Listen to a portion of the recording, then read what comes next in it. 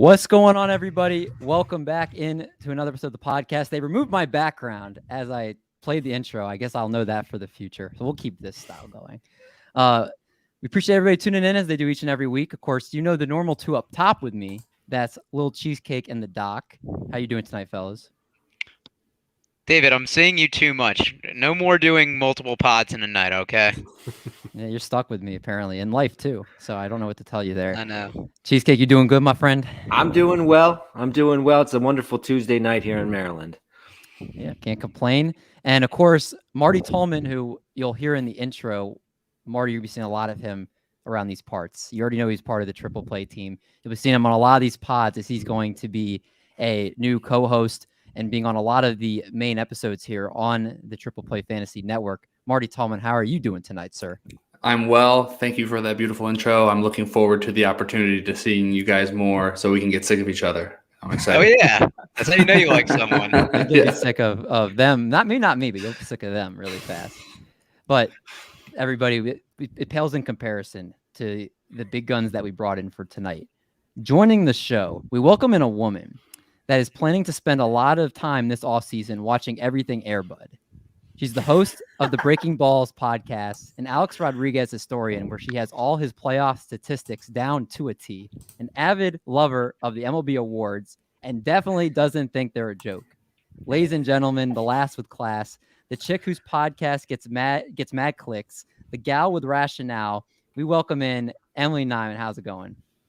That is honestly the best intro I've ever gotten as a guest on someone's podcast. So it's going really, really great so far. Hey, we love to have. I made sure when I was working today, I was like, I'm going to play some Breaking Balls, and I'm just going to listen through. You guys, it's an awesome podcast. Like, you and your co-host chemistry is really good. You guys are kind of, you're talking stuff, but you're also really funny while doing it. How'd you guys start that? Well, it started way back in 1988 when John was born, because he's my cousin. So we've been working on that chemistry for quite some time now. And I started the podcast last April during lockdown. So after like 4 episodes, I was like, I can't do this by myself. I don't think I need to bring someone in. And John and I had been talking for years about doing a podcast together. So I already had one rolling, and I asked him if he wanted to get in on it. And he said, yes. Yeah, I saw you was when you can look up the podcast and who's the one behind it, has your name. So do you you guys have a producer, right, that does the editing and stuff, but you kind of make the show sheets and come up with the topics and kind of keep everything in order. That's all you, right? Yeah, exactly. Yeah, my fiance, Daniel, he's our producer and engineer. So we're fortunate in that he does that kind of thing professionally. So it makes our podcast sound really professional, but he just does the post-production after we record. John and I have a production meeting every week, and we discuss the things that we want to talk about for the coming episode. And we spend a lot of time on it, and we put a lot of energy into it. So I'm really glad to get the feedback that we do about it, because we love it, but it's a lot of work. Everything's in-house. I love it. The fiance produces it, cousin's the co-host, no outsiders. That's right. Keep it in the family. What's it like to have a podcast that's organized? Can you tell us that?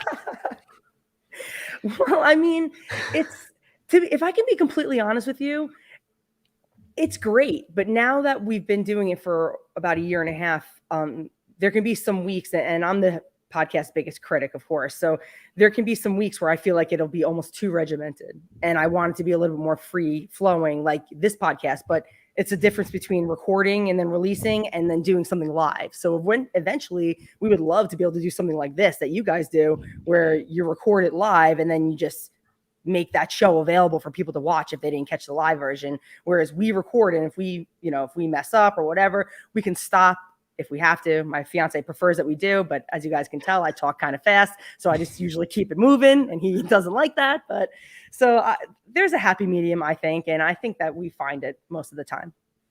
Now, my last question before we dive into some baseball here. How did you come up with Breaking Balls? We were sitting on the couch one night just watching TV, and I'm not kidding. Like, you guys know that GIF, or if you've seen the movie like Zootopia, where it shows like that sloth in the DMV and his eyes just get like really wide. I was all of a sudden sitting there and I was like, my eyes just got wide, and I was like, Breaking Balls, the double entendre. And then me and Daniel were like, yeah, going crazy. Like, it just came to me. I was like, holy shit. Oh, sorry. Can I curse? Oh yeah, no, you feel free. Yeah, but I love those like eye opener. You're like, hit me. Let's rock and roll. I know that exact feeling. Is it GIF or is it GIF? I'm not even I didn't sure. want to be the one to say that, but I'm glad I was the only one thinking that. I just went for it. I like it. It makes me hungry for peanut butter. So we got a fun show planned for today. We're fixing the division series. It's starting off our new series on this channel. For 6 weeks, we'll be fixing each division in baseball. Of course, with Emily being a Yankees fan, we had to start off with the AL East. So we're going to kind of hop in, take a look at each team in the AL East division, and we're going to fix it. And we're going to decide if teams are contenders, pretenders, what free agents they should bring in, or what star they should trade to collect assets if they're trying to rebuild. We're going to put our GM hats on here, and we're going to fix these respective teams. So Emily's taking the Yankees. Doc's taking the Blue Jays.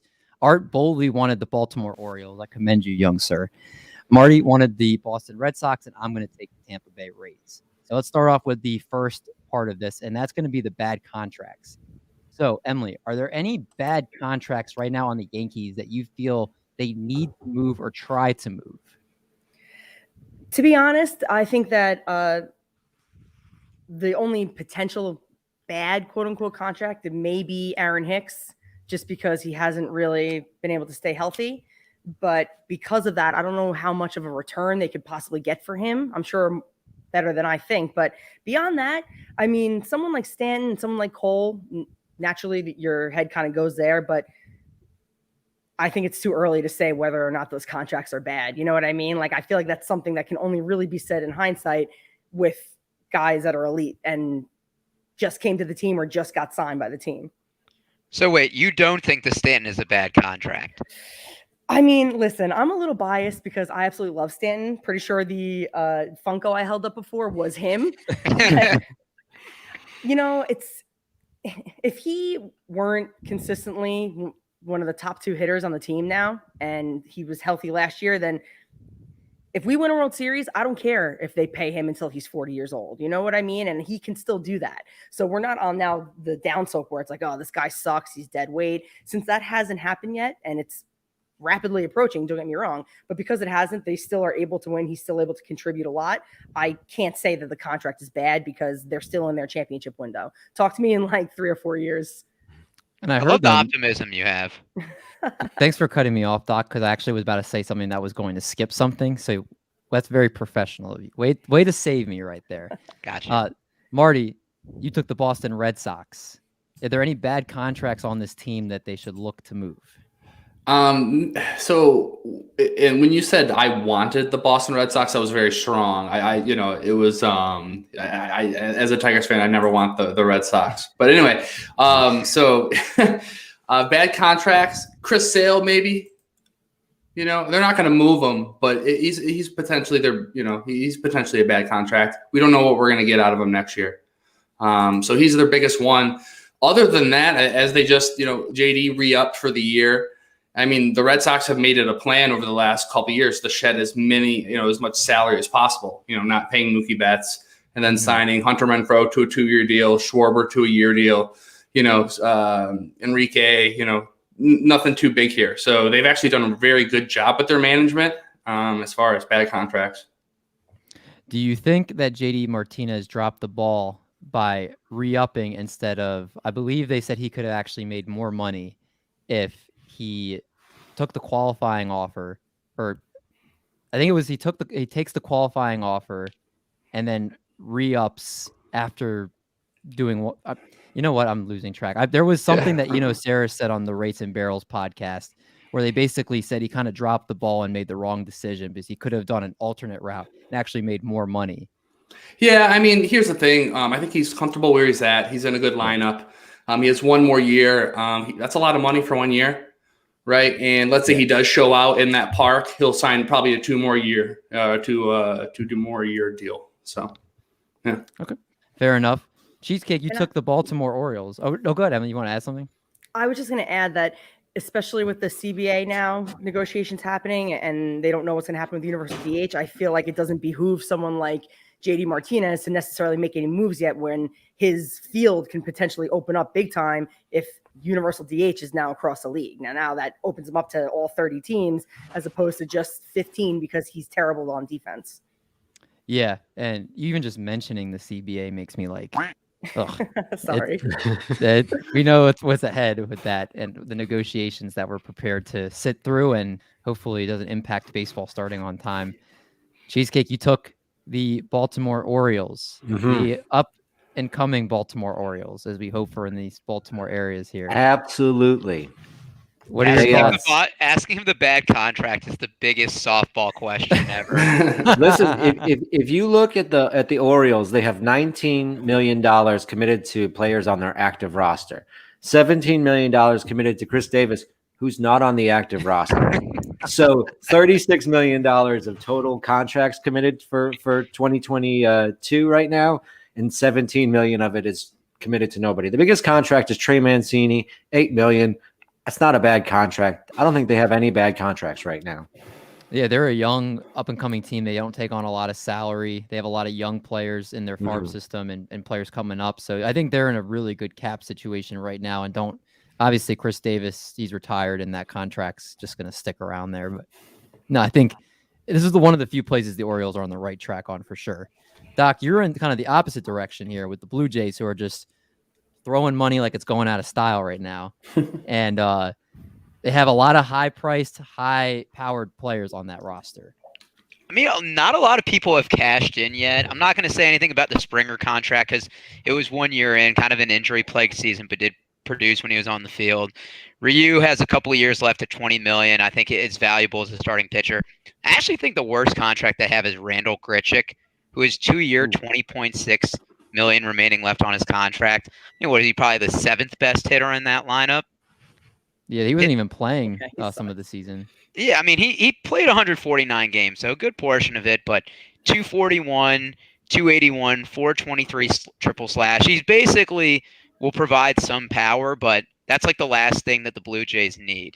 So I don't think they're going to have anyone take that. I remember when he signed, I was like, wow, he needs to give his agent like the biggest cut ever because they just fleeced the Blue Jays. Yeah, but the Twins fleeced the Blue Jays when they also got traded Barrios for two of their top prospects. We'll see if it pans out or not. Prospects, Yeah. The Rays are kind of like the Orioles. They pretty much are so young and don't commit a lot of money. They have a total payroll that's under $70 million, and Kevin Kiermaier has a base salary of $12.1 million, which is 17% of the entire payroll. Only Mike Zunino is the only other player in double digits at 10%. At $7 million. A lot of their players like Wander Franco and Shane McClanahan and Shane Baz and so many of these guys, they're not even making $1 million right now. So they are in a very good spot. Maybe not in a few years, but for right now, they are in a very good spot. Let's go to the biggest assets. So we're moving on from a bad thing. We're talking about a good thing. And with the Yankees, there's a lot of assets there. A lot of big names, a lot of production. Who are the Yankees' biggest assets, Emily?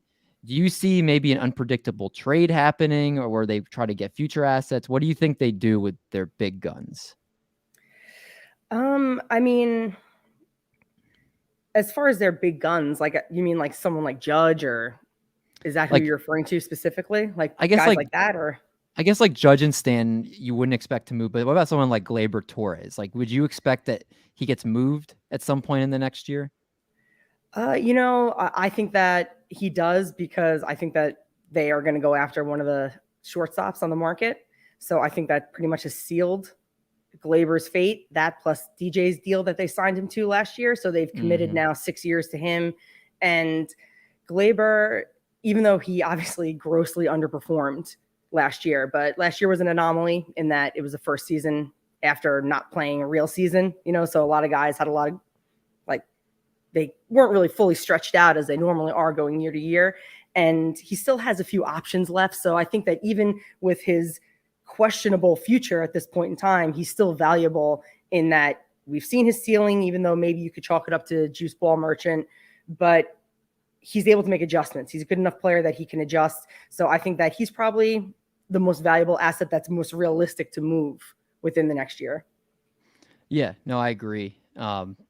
is there any other player that you think might be on the roster that might be a sneaky move? Like maybe not like a Judge Stanton type of guy, but do you see, like a drawing a blank on for a second, but like what's his name at third base? Miguel Andujar. Andujar? Not Miguel Andujar. Urshela. I think Urshela was what I was trying to think of, but yeah, I mean, I think that they could possibly move Urshela, but I also think that these guys don't have as much value as a lot of fans think that they do, especially someone like Urshela. I mean, he's already like in his 30s. He's not like a young guy, and I think it all depends. It all hinges on what they do in the free agent market with the shortstop. I think that if they decide to kind of save money, see what it's looking like, then they'll keep those guys. But I think they'll move Urshela. I think they'll honestly move Voit too, because I think that they may be in on some first basemen around the league. And beyond that, I don't really see them making too many trades because their other valuable assets are guys like Loaizaga and, what's his face, Holmes.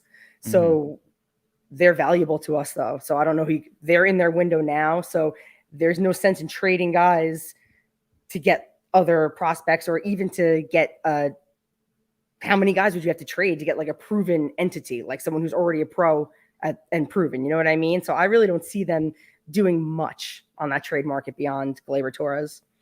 What about the smooth guy known as Gary Sanchez? There you go. I'm off button. Oh, Gary. I mean, they're not going to move him. Who's better? Who can they replace him with? Higashioka. Higashioka? No, Yeah. absolutely not. Higgy's great. I mean, he's great for what he is. He's a great backup defensively, but cannot hit. And Gary has a much higher ceiling offensively. So I'll take 30 dingers. I don't care if he hits 250 or even 210 from the catcher spot, because that spot doesn't usually give much value offensively. So it's like, who could they possibly replace him with that's going to necessarily bring more value? I don't really think anybody. That's fair. The Yankees, we'll get to some free agent potential acquisitions, because I've been hearing some things floated on the airwaves. I'll be interested to hear your thoughts on that. Let's go now back to the Red Sox, and let's talk about their big guns. They've got some young studs coming in, but they also have some cornerstones in that franchise. Do you see any movement on that front, Marty? No. I mean, their biggest goal is they need to lock up Rafael Devers, Xander Bogaerts. That's their two. Those are their biggest assets, from this point forward.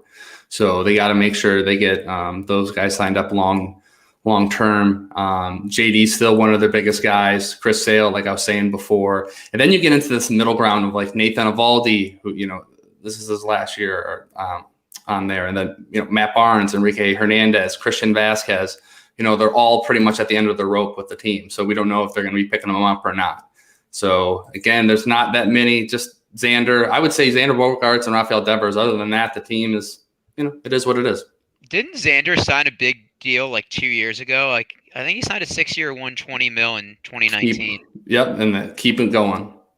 Yeah, it's a good contract for what he's given you. Mm-hmm. Even though some people have said that his career year, I believe in 2019, is not something that he's shown at any other point throughout the rest of his career, even after that. So maybe to temper your expectations, not for that player, but for a little bit lesser version. Is that fair?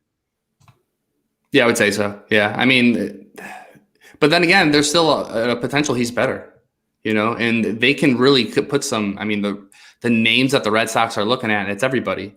So if they're able to bulk up their lineup, with the counting stats completely transform, and now we're talking about a different player. So I don't know. Okay. Let's go from a powerful lineup to a putrid lineup. Cheesecake. Let's talk about the Orioles and any big guns that they have. Cedric Mullins came out of nowhere, gave us a 30-30 season, was, could have argued an MVP candidate, and somebody that's going to be going in the top few rounds of fantasy drafts next year. Besides him, I mean, first of all, if you're an Orioles GM, is it crazy to think that you try to trade him where can't imagine his value is any higher, and you try to maximize it?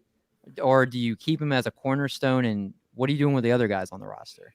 I mean, I think for Baltimore, there's enough people in their prime window who are relatively young, and they have a lot of good assets. They have five players in the top MLB top 100 prospects, including the number one overall. Obviously, the biggest asset that they have is Adley Rutschman, the catcher.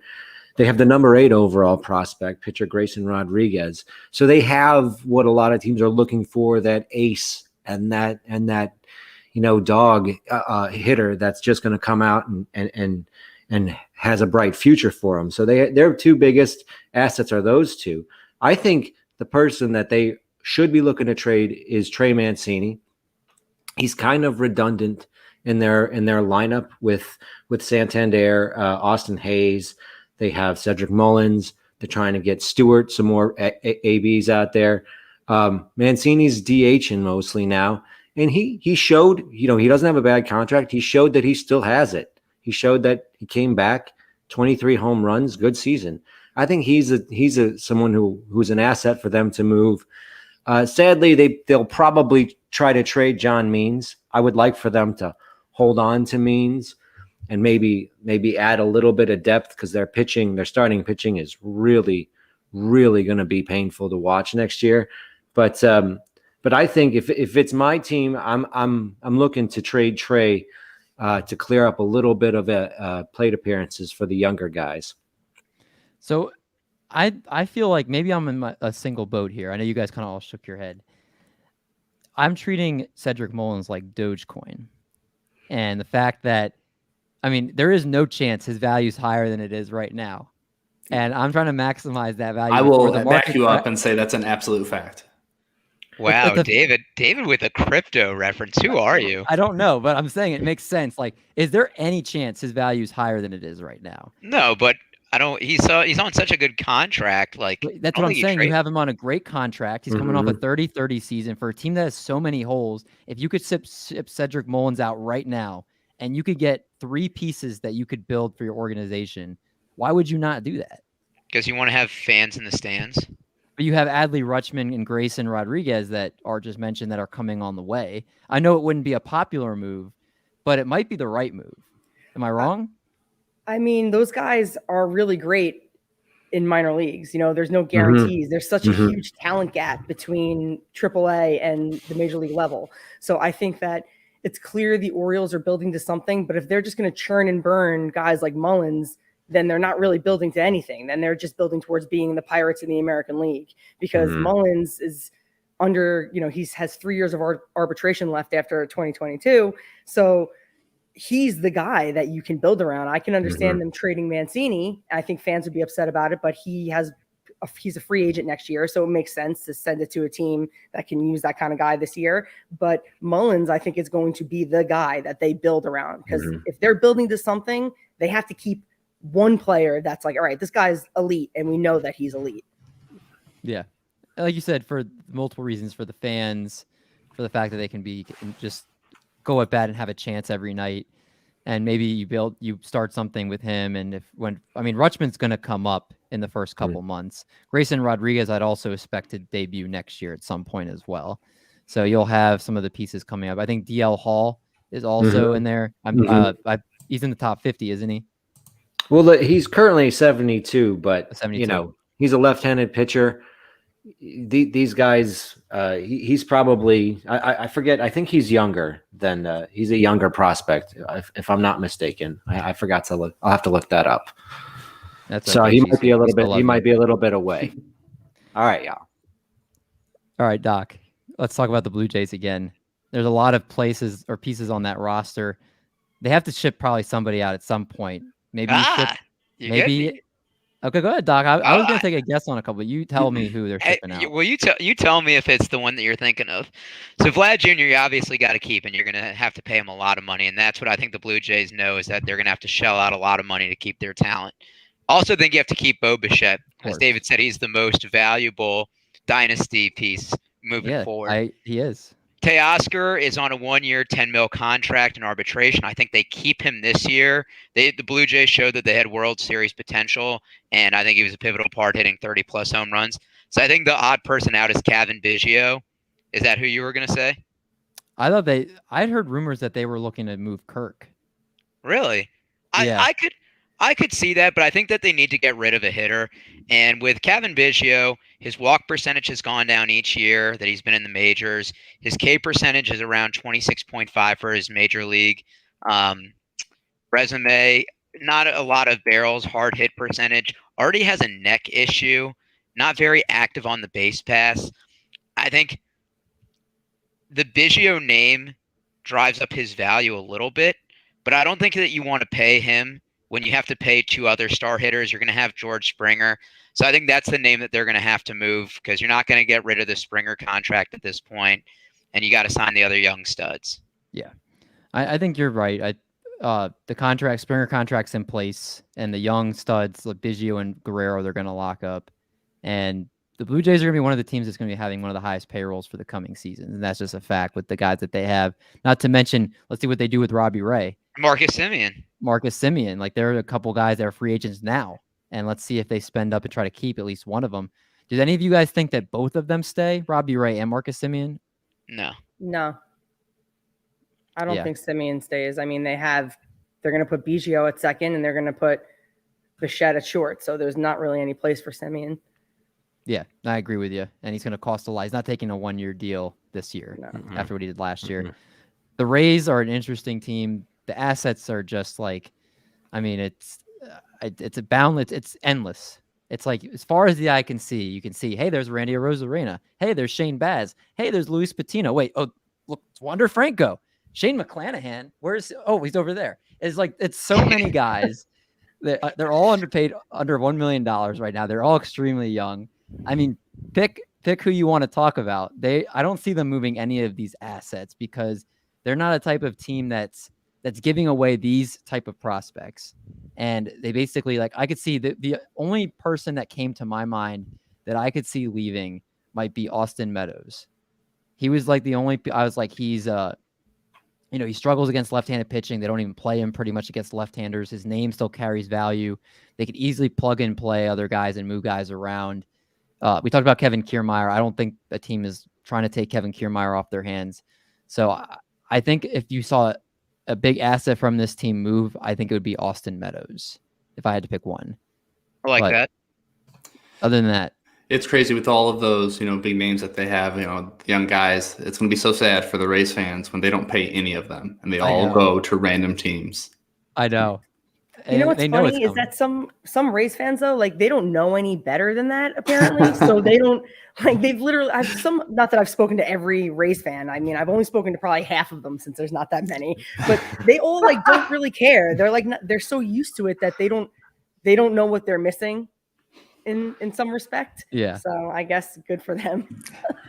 Can you imagine if they actually paid for play? I mean, they make the World Series. No one goes. Yeah, it's sad. Yeah. And I've been to that stadium. It's brutal. It's not a nice place to be. It's my least favorite ballpark I've been to, and I've been to about 12.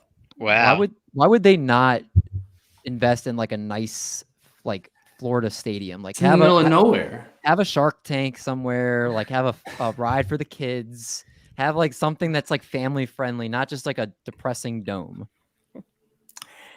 Yeah, I don't know. David, you should be an architect. Wow, that was inspiring.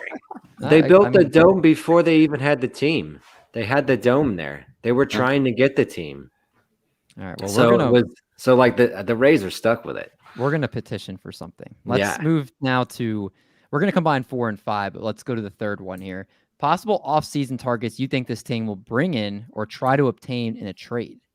So, who, Emily, do you think the Yankees? I'll see if you bring the name up that I heard floating around a lot. But there are a couple of guys I'm sure the Yankees are going to be looking at this offseason. Yeah, I mean, I would love Carlos Correa, but I think that they probably end up with Seager.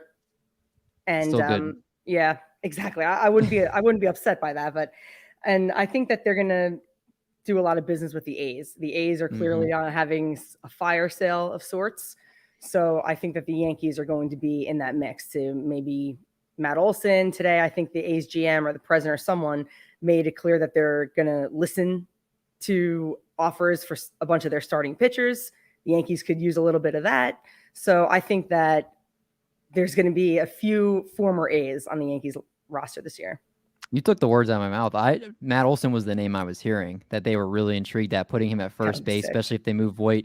Can you imagine the guy? And this was a stat that I forgot where I heard the stat, but he set the MLB record. I was on MLB Network, I think. He set the record for the most home runs as a left-handed hitter against left-handed pitchers in MLB history this year. He had like 29 homers as a lefty versus lefties this year. It was something ridiculous. And he plays in that fucking cavernous dump, the Coliseum. So can you imagine how many of balls of his that were probably caught would be like third deck home runs at Yankee Stadium? Like, I can't imagine how many home runs he would hit at Yankee Stadium with the 314 down the line. So him, Seager's a lefty bat too. This stadium was literally built for, or the dimensions, the original one was literally built for freaking Babe Ruth. So for the Yankees to not have power hitting lefties in the lineup is a travesty. So it's time to bring some home. And he's one of them. Okay, let me ask you guys this question. Over or under, if he were to go to the Yankees, over or under 36 home runs for Matt Olson next year? Over. Under. Yeah, I'd say over as well. I'm going to take the under because, and Emily, correct me if I'm wrong here, but I would prefer to have Seager because I know he can play in a big market on a big stage. Is there still this kind of this, cloak of, the New York City, the media and everything that's going on that's kind of really hard on these players? Is that still a thing?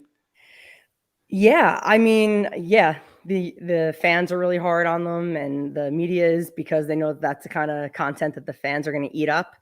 But I think that the guys that are on the team will be able to help whoever comes here with that. They'll be able to help them manage it. And this squad so far is pretty good, with the exception, what's it called? The Mets were getting criticized this year, with the thumbs down thing.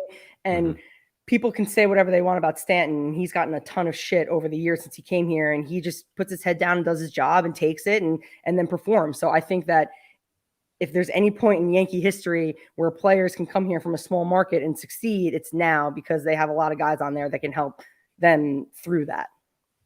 Plus, I like when Giancarlo hits a home run because, was it John Sterling that goes, Giancarlo? Oh, no, however he says it. Yeah, he says some dumb Italian. I don't even know where he got it. Yeah, so fucking stupid. I will say, though, there's no more exciting player in baseball. He's top 3 for me. If the Yankees are playing, I'm watching because of him. I have him, I'm getting him in the 4th round of drafts right now. Just a little, 15 teams, and I'm loving it. Yeah, I mean, he just hits absolute missiles. It's crazy. I don't understand how he's able to hit the ball so hard. I try to dissect it every single at bat, every home run, and it still just does not make any sense. It's crazy. Marty, let's talk about their cross rival here, the Red Sox. Yeah, man, the bullpen cop and everything. I'm not over it, man. I'm just not. But yeah, it's good. It's all good. What moves are they making this offseason? Who are they bringing in? So the Red Sox are going to they're one of those weird teams where they can do absolutely whatever they want, or they won't do anything because they're well, we didn't really do too much last year, and look what happened. We're 2 games away from winning the pennant. So with that being said, I was on MLB Trade Rumors, kind of trying to test out the stove here, and dude, they're linked to everybody: Marcus Semien, Freddie Freeman, Chris Taylor, Carlos Rodon, Anthony Rizzo, Verlander, Knebel, Greinke. Everybody's on everybody. In 2 months, they could have a completely different team. Yeah, that's true. I mean, I feel like recently that they haven't been big spenders. Ever since they traded Mookie Betts, they've kind of kept under the radar on that front. So maybe they bring a guy or two in. But I think you mentioned earlier, they have such a good young core. Why would they need to at this point with how the guys have been playing? Because it's Boston and it's the Red Sox, and they haven't done it in 3-4 years, and the fans are getting pissed. Unrelated, is Alex Cora the best manager in baseball? He's one of them. Kevin Cash is up there. I mean, they were complete garbage when Alex Cora took the time off, and now they're relevant again when he took the helm. And when you look up and down the team, it's a solid team, but we didn't think they'd make it that far, and I think he did a good job with his bullpen, when it counted for the most part. I think he's one of the best. Alex Cora is the Mike Vrabel of baseball. I put out a tweet that said Mike Vrabel is the best head coach in football that nobody's talking about, because if you look at stuff underneath the numbers, same with Alex Cora, I'm going to the grave saying right now that he is the best manager in Major League Baseball as it stands right now. Oh, man. Oh man, It's just facts. Just that is facts. that is going to be a take that might not wear well.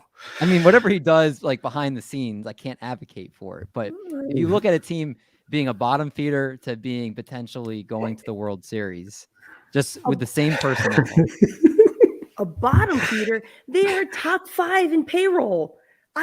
They can tell the fans it's a rebuilding, whatever, and they can eat that up, and that's fine. But you can't tell me that a team that is top 5 in their 26-man roster and payroll is like some Cinderella story out of nowhere. The fact that they were trying to set up the fans for a less than 90-win season is a fucking joke. So the fact that they did win 92 games is like, yeah, just like the Yankees, yeah, they should win at least 90 games. Like, come on.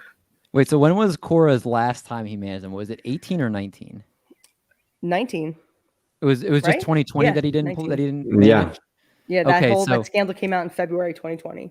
So they won the World Series his first year as manager in 2018 with 108 wins. 2019, they were 6 games above 500. In 2020, the year he did not manage, they were under 500 at 24-36, 16 games back of the division there. And then last year, second in the AL East at 92 wins. My man is just if you have Alex Cora as your manager, you have a chance. That's all I've got to say. Alex Cora 2020 was a joke, though. I mean, 2020, like, oh my God, he took the 2020 Red Sox and turned them into, it's like the 2020 season, the Red Sox clearly punted because most teams did, you know, it was just like, oh shit, we got into the postseason. That was like every team besides the Dodgers. So, I mean, obviously I'm very unbiased as a Yankees fan, but You're not showing it fuck at Alex all. Cora. You're not showing it at I all. was like, you think I'm a Red Sox? And this is why I'm doing a disservice to the Red Sox. 'Cause I'm like, hell yeah, they I suck. know, I love you know? I'm seeing like nod. I'm like, yes, I got the Red Sox guy to agree with me. Oh man. All right, Cheesecake. Let's bring the mood down with the Orioles again. All right. Well, I mean, I'm not going to say this is what the Orioles are going to do because the Orioles they're going to Oriole all over the place, and they're going to put out. I'm going to read you 2 names, and you have to tell me if I made these names up or if they are listed as the potential starting catchers for the Baltimore. That's like Orioles a game. That's next like the year. game I do. Brett Cumberland, That's Chad Roberts. Those are those real players?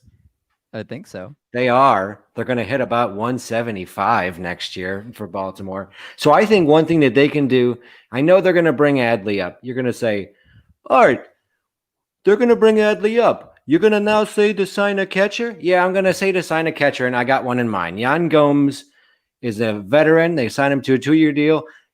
Adley coming up and catching in the major leagues is one of the hardest things to do in sports. The transition from minor league catching to managing a major league staff is one of the biggest transitions in all sports. It's like learning to be a quarterback in the NFL, kind of. So with Gomes up, Rutschman be catching 2-3 days a week. This is part of my Mancini trade. Then he'll DH otherwise because Mancini's gone. You know, so you're getting him his 500-600 plate appearances this year, getting his hitting, getting him 60-75 games as catcher. And you're breaking him in slowly, not having him manage the staff every day for the whole season. So Yan Gomes is one person. Also, I think you look at they're not paying anybody anything. At third base, they got nobody. Their top third base prospect is like 19 years old. He's in the top 100, Gunnar Henderson, but he's like 19 years old. He's way far away. I think they can also make a little bit of a splash in the third base market. And if it was me, I would do like the Nationals did the Jason Worth contract just to show we're serious. We're looking to be ready to contend, you know? So there's the guy who I'd look at who's a name who would put some fans in the stands and who still is and who's obviously has some left in the tank, and that's Chris Bryant. I'm not talking like a 6-7 year contract, maybe 3-4 years. Give Chris Bryant a nice deal. Have him play third base. And then I think they got to get some starters. Their pitching is just so horrible. But pick out of the bargain bin on some veteran pitchers like Steven Matz, Zach Davies, guys like that. You mean when they did that with Andrew Kashner and Alex Cobb and all that? You know, yeah, they've done it before, but you know, Giovanni Gallardo. you can't be throwing out Nelson Biltington from Double A or whatever the heck any one of their jobber guys are going to be called that they're going to throw out there. 3 out of your 5 starts in a week. 3 out of your 6 starts in a week. You got to have competent major league pitchers, or else who's gonna be pitching their innings? They're just going to get crushed. I mean, losing begets losing. Signing a veteran pitcher to throw 150 innings next year, that's not a really big deal. Even if he does like a 5 ERA, it's better than having to piece together Double A pitchers that you can put out there. Yeah, agreed. Let's move quickly to the Blue Jays. Doc, give us the Cliff Notes version. So I think hitting wise, they're good. If they choose to re-sign Simeon, I think this is like what the Nationals did with Strasburg, is they bid against themselves. I think you make something like a 3-year, $75 million offer. So by the time you have to pay Vlad and Bichette, that it's not weighing too much. I would offer him something like that. Robbie Ray, I'd offer him a 2-year, $45-ish million contract. I think that's pretty good AAV wise. I think what they really need is bullpen relief. And, we thought it was going to be Kirby Yates, then Julian Merriweather, then Jordan Romano. They needed a shutdown closer. So I'm looking at the market. Iglesias is the top name there. I also like Ryan Tepera, Kendall Graveman, Yimi Garcia, even someone like a Colin McHugh that can, be a middle innings guy that can eat 3-4 innings if Steven Matz or if Ryan Baricki or Tyler Thornton get bombed. So I think they really need to address the bullpen. But do you think that they'll have some of the money to sign some of those bigger name guys if they're bringing back a Robbie Ray and having those contracts on the horizon that they do? I feel like they'll have to go cheaper on that route, wouldn't they? Yeah, I mean, you're not going to be able to get probably the Raisel Iglesias. I was just saying he's probably the biggest name out there. But I think like relievers are probably the most underappreciated position. I think if you're a contender, you're going to sign a bullpen guy. But I can't imagine like a team like those being like, we're a Raisel Iglesias away from being contenders. Like, I think you kind of let the big name dominoes fall, the Correas, the Stories, everybody we're talking about, and then, other players become a much better value after the big spenders. Yeah, agreed. The Rays, as far as it's concerned, that there's 2 things with the Rays. They make trades you don't see coming, and they won't overspend for players.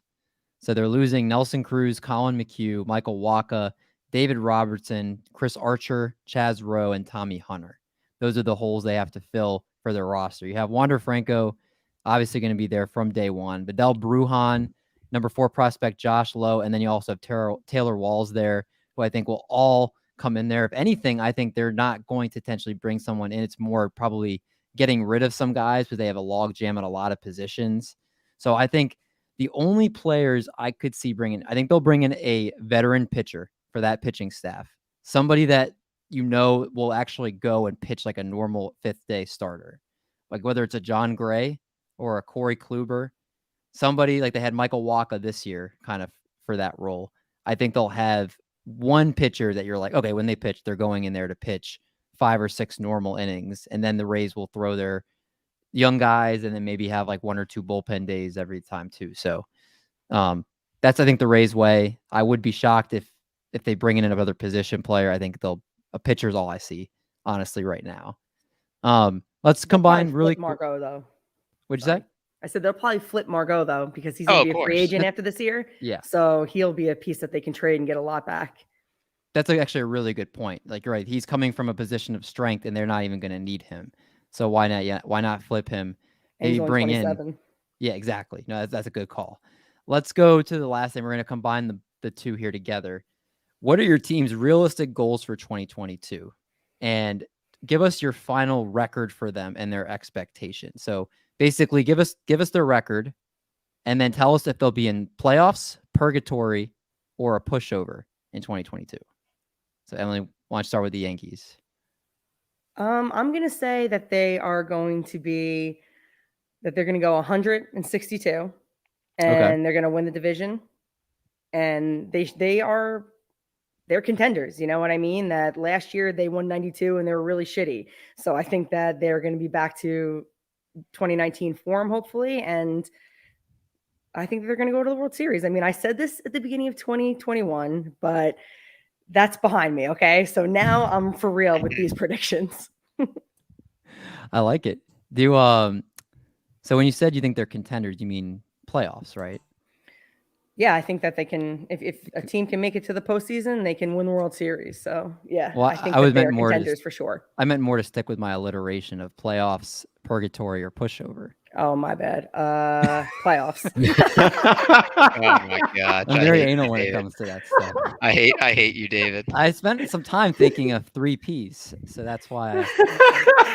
Did you not listen to my podcast? I talk a lot. If you only want one word, you have to be like, listen, just one word. You get one. And that's to start with a P. That's fair. That's fair. Marty, what about you? Are the Red Sox playoffs, purgatory, or what was the third one I said? Pushover. Yeah. Sure, yeah. Playoffs. And I even think that with what they're building now, if they could add 2-3 more like really big pieces, that's even going to be more solidified. Expect their record, around 92-70. 92-70. So you think the Yankees will be above them? I will. Yeah, they'll be wild card. They'll be fighting for their life. Okay. All right. So we're on the. I don't know if the Yankees will be above them. I didn't say that. Oh. So who finishes above them? Well, I would say I would go with the Yankees above them, but so the Yankees are above them. Yeah, there you go. Yeah. So then I guess let me just add with the Rays real quick. Then I have them at 99 wins next year, 99, and whatever the losses I didn't calculate ahead of time. So 99 and 63. 63. I'm sorry. Okay. Oh my god, that math wasn't hard, David. You should be embarrassed. I'm sorry. I wasn't thinking. 99 and 63, and I think they're going to the World Series next year. I think it's their year. They've been so close. I think they'll make a playoff run with this group. I picture like the old, like 2014 Royals, that really young team that you're just like, they're all gelling and everybody's working well together. All their young guys will have a year under their belt going into next year. It's Rays gang or die next year. I've never been so perplexed by a team. If you just look up and down their lineup, it's insane that they'll probably win the East. It's like, it's crazy. Yeah. It's those 3 teams I think are the definite favorites. Blue Jays not far behind. Doc, let's go to the Blue Jays. Then we'll finish out on a bad note. But all right, so I think they're playoff contenders. I think their minimum goal, they need to make the playoffs. I think they can have World Series aspirations.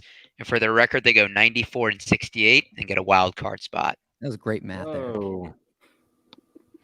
94-68. So you have them right in that we all have basically between our predictions have them within 6 games. Or you said 92 for the Red Sox, Marty? So 8 games, within 8 games of each other. Blue Jays were 91-71 last year, but they got hot at the right time at the end. Unfortunately, a little too late, but I think we see that carry over because like June, July, they hit a really kind of rough stretch. Yeah. All right. Cheesecake, what is the Orioles' final record? Are they the worst team in baseball next year? I got a P word for you, David. What is that?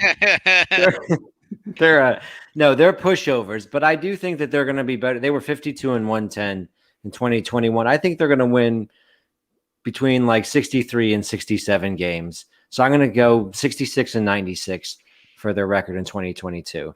But that's a 14-game improvement. Oh. I like that. Way to be positive, Cheesecake. Love the little bits of improvement there.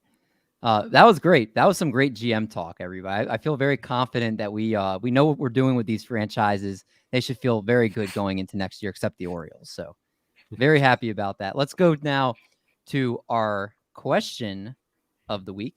I already played that. Can't touch this. Okay. Wait, where's my... Remember, let's not get copyrighted, David. Sorry, I was trying to stop. So our question of the week is sponsored by Monkey Knife Fight. Triple Play Fantasy is an official affiliate to Monkey Knife Fight, the fastest growing sports betting site in the United States. New depositors receive a 100% instant deposit match up to $100 using promo code Triple Play. So, Doc, I think your question's kind of boring. We can ask it. I have a better one, but we can. How's it boring? Jeez. His question. All right. So the question I sent you guys was, which World Series team hasn't won in the 20th century, 21st century, will be the next team to win? That's a good question. I like that question. That's a good, solid question. My question was, if you were to make a baseball-themed protein bar, what would the name of it be and what's in it? Of course, yours has to be Whoa. about exercise and fitness, David. Well, we could. I know you guys didn't prep for that one, so I'll save that one for another episode, so we could stick with Doc's original one. So obviously, the team has to have not won a World Series since 2000. Which team do you think will win a World Series that hasn't qualified for that, Emily? The Mets. Oh, Wow. optimism in Queens. I would love to say the Blue Jays. They seem, but the AL East is just too stacked for the Stacked. foreseeable future. So I think that the NL East we just saw this year as the best chance to have random winners. Isn't it really bad? I think a lot of people could have said the Braves, and now the Braves took that option off the table for us. I mean, to be fair, every team in that NL East has won besides the Mets. That's true. Maybe it's their time. Since they lost in 2000 to the Yankees. Marty, who do you picking? This one was really easy. The Detroit Tigers. Oh, Hey! oh, A Tigers fan? where's my boo button? Born and raised.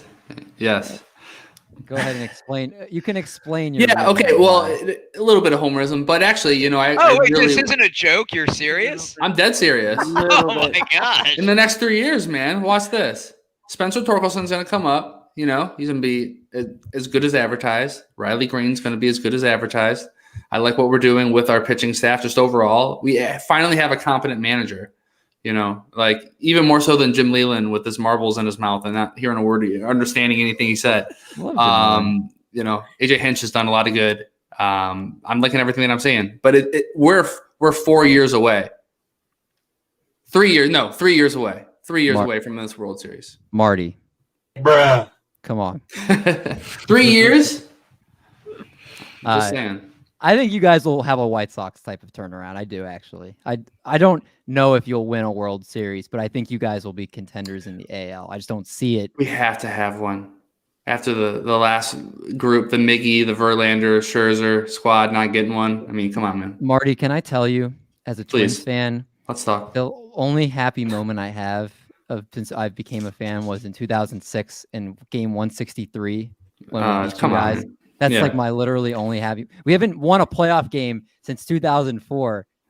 We've lost like 25 straight playoff games. You did do a very good job in the AL Central for a long time with a very underpaid team. And we cannot beat Emily's team. Like literally when they play the No. Yankees in the playoffs, you might as well bet whatever it is for the Yankees and like. And here triple your David bet. says my question wasn't good, and we got him on a soapbox. The best thing that the Twins have ever done is Little Big League, and that's it.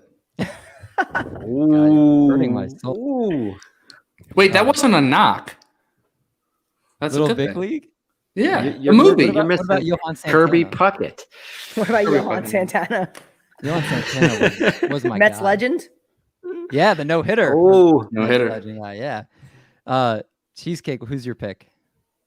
I think Milwaukee, with their pitching, has a chance to just have a hot playoffs and go to a World Series, get the World Series win.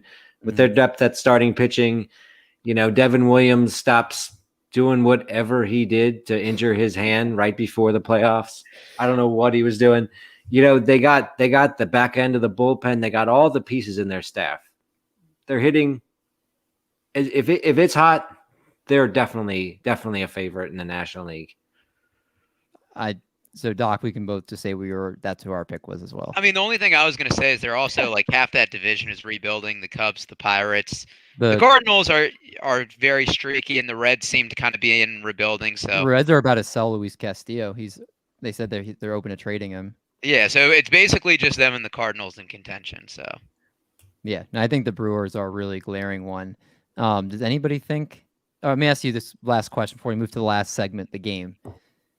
Who is better in 2 years, the Mariners or the Tigers? Tigers. Tigers. I don't think I have to answer it, but I will. Tigers. Yeah, I'd say Tigers. No way. The Tigers are cursed. Yeah, Nah, just Mariners- joking. Mariners are going to be good. They're going to be good, but What do you mean? yeah. What do you mean they're going to be good? They're going to make the playoffs for the first time in 20 years. Good. they won like 90 games this season, and they they make the have playoffs. great prospects coming up still, like a bunch of them. Yeah. So they're going to be pretty good. Yeah. Just give Remember it when they time. won 116 games and then lost to the Yankees? And yes. What I was going to say about the Tigers, though, they're going to spend money, and they haven't done that in a very long time. And Mr. Little Caesars, the son now, he's in business, and he hasn't made any splashes since he's been an owner, and we're waiting on him to do it. And he's loaded. Gotta watch out for these sons. These sons might have tighter fists than their dads do sometimes. It's so far that's absolutely true, and that's But All I gotta It say ain't all is- it's cracked up to be, all right? All I gotta say before we transition, Little Caesars trash pizza. it's not good. I actually from the age of 4 to 20, I ate it, and it was $5, and it was fine. I no longer eat it. I'm very. I live I on just Long can't. Island, so I can. It's against the law here for me to eat something like that. All right, let's get to the last segment of the night. It's going to be the game of the week. I like playing that. What was that drop? What? Don't play that drop when your kids go to bed. I Okay, can't so- believe you did that again, David. Wow. I like to mix it in every once in a while. Okay, so our game is going to be hosted by Doc this week. Doc, what are we playing? So we have to play a little A-Rod trivia. Now, Oh, God. Emily's going to enter this as the betting favorite. Vegas has her as minus 160. But not all of these are going to be gimme questions. So there's going to be some short answer or some guessing. There's also going to be some multiple choice. Questions are going to range from 1 to 2 points. We're going to rotate who begins each. So we're going to go Art, Marty, Emily, David, then rotate through. And then I have a tiebreaker question at the end. Sound good? Let's rock. And David and Art know me. They're going to be very weird questions. So we'll see how well you know A-Rod. Let's rock. We'll start with an easy one. And this is a 2-point one. What is A-Rod's career high home runs in a season, and for what team? So you can get a possible 2 points. Marty, Art, you start. Texas Rangers 56. Okay. Marty. Rangers 52. Okay. Emily. Rangers 57. Okay. David. Cheesecake. I literally had 56 for the Rangers, but now I'm questioning it. But I think I should go with my gut. I was going to say Rangers 56. Dude, you should have just copied Emily. It's Rangers 57. I should. I had the answers in front of me for the test, and I ignored it. You did. You did. I figured that was a little bit of an easy one. I knew you guys would all get the Rangers. So Emily in the lead like we expected. Question 2. Marty, we're starting with you. A-Rod won the MVP 3 times, 2003, 2005, 2007. But how many times did he finish in the top 5? That includes those MVP seasons he won. 6. Okay. Emily? 6. Okay. David? 5 for 5. Okay. Art? How many times did he finish in the top 5? And MVP And voting. Is closest to the score the winner? Closest, or if somebody gets it exact. I'm going to say 7 because it's probably like 12 or 13.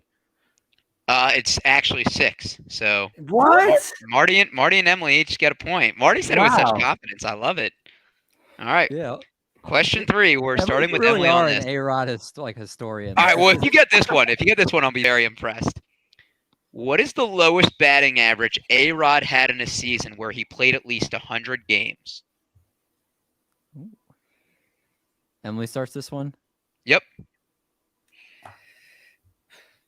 Oh, man. I'm going to say like 268 probably. Okay. David? Do I copy? I'll say it was a little lower. I'll say 256. Okay. Art? You said 100 games? Minimum 100 games played, the lowest batting average he had in a season. 245. Okay. And Marty? 244. Emily, you're really good. It's 270. Well, when when you Whoa. pull up Google and it tells you how many times you visited a page, literally, if I pull up A-Rod's baseball reference, it's like, you visited this page many times. And I'm like, I love it. chill, Google. I love it. All right, well, David, we're starting with you for the fourth question. What is the most amount of walks that A-Rod has in a season? Oh God, 218.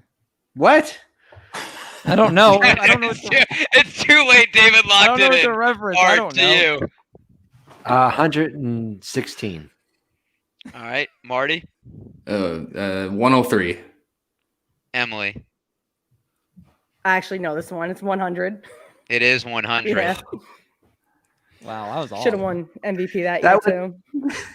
That All would right, be, I well- think, the all-time record for walks in a season. I think that would beat Bonds' record. What was There, Bonds' David. record? It's like 205, something like Oh, so I was 190 in the something, ballpark. 200. Crazy. I just You're in want the to ballpark of the all-time record. David's doing a great job embarrassing himself. I didn't know how to scale it. I We're- actually don't look up I'll look up walk percentages, but I haven't looked up actual number of walks. He's in football mode, man. He's in We're- football we're- mode. So question 5, Emily's got 5, Marty's got 2, Art and David got 1. Art, we're starting with you. This is going to be an easy one. A-Rod wore 2 numbers. Name them. 13 and I'm going to get this one wrong. 6. Okay. Marty. 13 and 9. Okay. Emily. 13 and 3. David. 13 and 3. All right. Well, smart job copying Emily this time. We're going to go to question 6, Marty. We're starting with you. What are A-Rod's career earnings for baseball? 250 million. Okay. Emily. 452 million. Okay. David.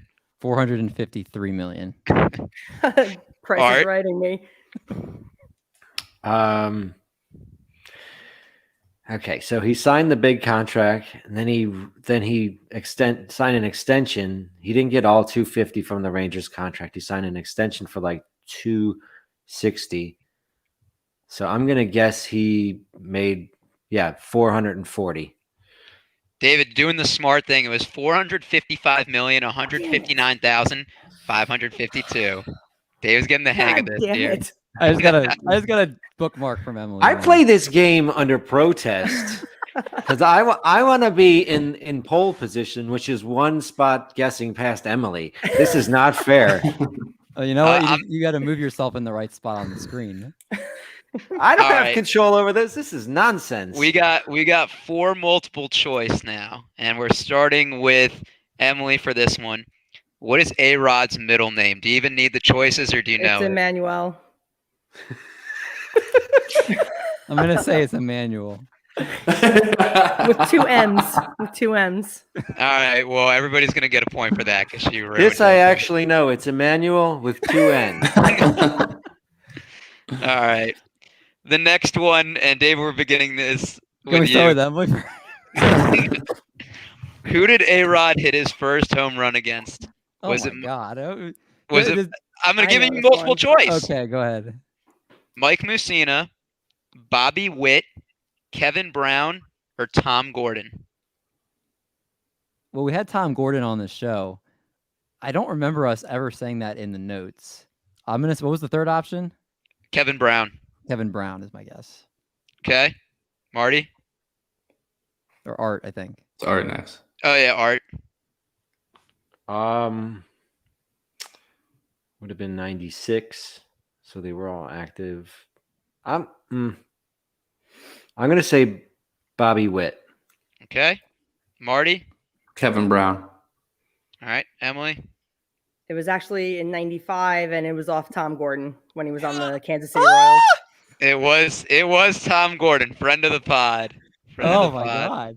I don't All right. It remember was we- on I a don't breaking remember ball. that- I don't remember that in the research when we. From the Breaking Balls podcast. Oh my God. You feel like on Alex Rodriguez Jeopardy. All right, we got 2 left. 2 left here. Which one of these companies has A-Rod not partnered with? And Art, we're beginning with you. So the choices are Snapchat, AMC, Anheuser-Busch, or Acorns. I'm gonna say Anheuser-Busch. Okay. Marty, The beer. Emily, Yeah, I'm gonna say Anheuser-Busch as well. David. Yeah, I'm going with that as well. Nah, he's actually there was a Dominican beer that's part of Anheuser-Busch. It's actually AMC.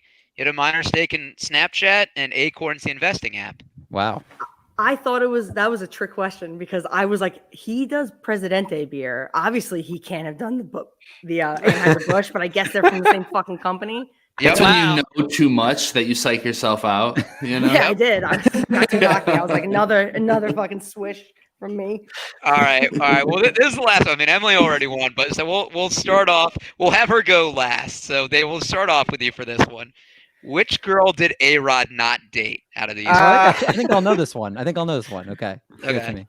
Jessica Simpson, J-Lo, Cameron Diaz, or Madonna? I'm pretty sure Jessica Simpson was Romo's gal. So I'll say that it was Jessica Simpson. What about before Romo? I'm pretty sure that they did not date. If I remember correctly. Okay. Art? Jessica Simpson has a long and distinguished list of ex-lovers, just like Taylor Swift. Okay. I think it is Jessica Simpson, though. Me too. I'm proud if I get this. It is. It is. Right answer. I mean, come on. All right. J-Lo was the obvious one. Well, I know, but you know what? I remember Diaz. Cameron Diaz. I remember Madonna. Popcorn. Yeah. Yeah. And you know what? I was like, this is just going to be the softball one at the end, but It was it not wasn't even- softball for me. it wasn't even close. Well, David, I knew you were going to get that because I knew Dave was going to say, "Oh, Romo dated Jessica Simpson." Well, I'm taking Did you? that. It was, yeah, I did. It wasn't even close. Emily, if there's the people to bet on you, congratulations. The favorite Would just one. like to thank A-Rod for being so magnanimous. I'm glad I at least stumped you on the one that he didn't partner with. I know. I'm glad that that's the one I got stumped on too, because I'm not Emily, corporate let me A-Rod ask you. historian. Okay, I'm salt of the earth A-Rod historian. Emily, who's your favorite Yankee of all time? Wait, is that a serious question? It most certainly is. Is it everyone's favorite Yankee? Is it that one? No, it's A-Rod. Oh, it is. Okay. Yeah. Oh my God. Yeah. the Yeah. historian. Yeah, you gotta go with her guy. Yeah, I love A-Rod. I was so psyched when he came to the Yankees. So on that note, Emily, thank you so much for coming on the show tonight. It was a ton of fun having you on the pod. Can you please make sure you plug all the great stuff you're doing and anything else you want our listeners to know? Sure. You can find me on Twitter at MSheDoesIt, and my podcast is Breaking Balls Podcast, and it's available on all major podcasting networks. And we're on Twitter at BreakBallsPod, and we come out with an episode every week, every Saturday, even throughout the off season. So thanks for having me. This was awesome. I had a lot of fun, especially beating all of you guys at the end. I'm pretty competitive, so that was the best part. Can we do Different game next time. Can we do Twins trivia or something? Like, Twins postseason trivia. oh, All right, that'd tell be you a what. depressing Tell you game. what. Next time she comes on, I'll do a game that's not A-Rod related. Give us a chance. Yeah. Well, make sure you follow her. Make sure you follow the podcast, Breaking Balls Podcast. Caught my first episode today. I'll be listening many more times in the future. Absolutely great stuff.